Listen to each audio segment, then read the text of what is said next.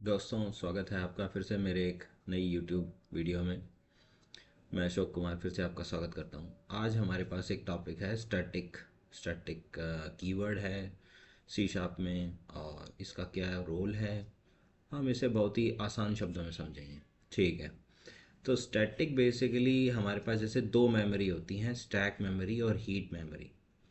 तो जितने भी हमारे वैल्यू टाइप होते हैं जैसे इंटीजर या फ्लोट, डबल, जो या फिर स्ट्रक्चर, ये सब वैल्यू टाइप होते हैं जो कि नॉन स्टैटिक मेंबर्स होते हैं। और दूसरा जो हमारी हीप मेमोरी होती है उसमें बेसिकली रेफरेंस टाइप स्टोर होते हैं, जैसे कि स्ट्रिंग हो गया या स्टैटिक मेंबर्स हो गए। सो जो स्टैटिक मेंबर्स होते हैं उनका उनके साथ दो पॉइंट्स होते हैं। पहला कि वो इंस्टांसिएट नहीं किए जा सकते, मतलब उनका कोई ऑब्जेक्ट नहीं बन सकता उस क्लास का। और दूसरा कि उनके जो इनहेरिटेंस या फिर ऑब्जेक्ट क्रिएशन उन पे अप्लाई नहीं होता है। तो आज इसको चलो एक एग्जांपल से समझते हैं।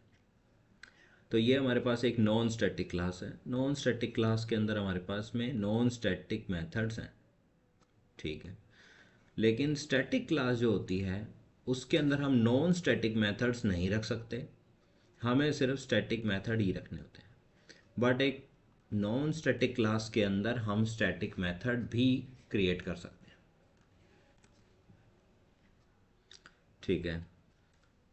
तो अब जैसे मैंने कहा कि हम इसका ऑब्जेक्ट क्रिएट नहीं कर सकते, तो जो हमारी नॉन स्टैटिक क्लास है, नॉन स्टैटिक क्लास को हम ऐसे लिखते हैं जैसे class object equals to new class और उसका मेथड कॉल करा देते हैं। ये है नॉन स्टैटिक के केस में। और अगर हमें वो जो स्टैटिक मेथड है उसे कॉल कराना है तो डायरेक्टली इस क्लास का नाम डॉट और फिर उस मेथड का नाम लिख देंगे डॉट डिस्प्ले। अभी वो देखिए इसलिए नहीं रहा है क्योंकि वो एक private, by default private method है। ठीक है, ये ठीक है। तो ये हो गया हमारा नॉन स्टैटिक क्लास। और अगर हम स्टैटिक क्लास का ऑब्जेक्ट बनाने जाएंगे, यानी उसे इंस्टांसिएट करना चाहेंगे, तो इंस्टांसिएट नहीं होगा और मैसेज कहेगा कि can not create an instance of a static class. ठीक है। दूसरा हमने बताया था कि इसको इनहेरिट नहीं किया जा सकता है। तो जैसे हमने नॉन स्टैटिक क्लास को इनहेरिट करना चाहेंगे तो वो प्रॉब्लम नहीं करेगा, लेकिन अगर हम हमारी स्टैटिक क्लास को इनहेरिट करना चाहेंगे तो वो कहेगा can not derive from a static class.